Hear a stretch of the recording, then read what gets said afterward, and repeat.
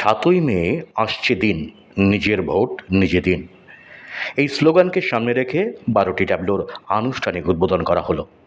শুক্রবার দুপুর আনুমানিক ২টো নাগাদ মালদা জেলা প্রশাসনিক চত্বরে সবুজ পতাকা উড়িয়ে এই ১২টি ট্যাবলোর আনুষ্ঠানিক উদ্বোধন করেন অতিরিক্ত জেলা শাসক জামিল ফাতেমা জেবা। জানা যায় যে আগামী ৭ তারিখ তৃতীয় দফায় নির্বাচন পর্যন্ত সাধারণ ভোটারদের সচেতন করার লক্ষ্য নিয়ে এই ১২টি ট্যাবলো ১২টি বিধানসভা জুড়ে ঘুরে বেড়াবে।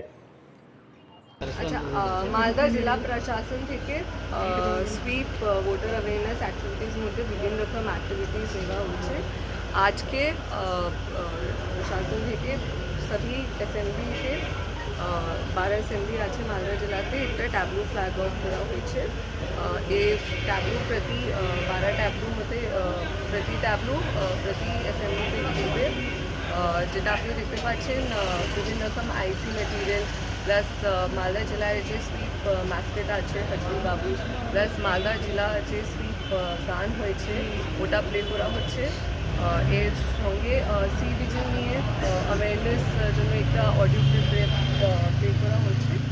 অ্যান্ড অলরেডি ভিডিওর সঙ্গে যে আমার প্রতি অ্যাসেম্বলিতে যে পকেট সেগমেন্টস আছে যেখানে দেখা হচ্ছে দ্যাট ভোটার টার্নআউট একটু কম আছে, ও এরিয়াসকে পার্টিকুলারলি টার্গেট করে এই ট্যাবলুটা ঘুরবে বা প্রচার করবে।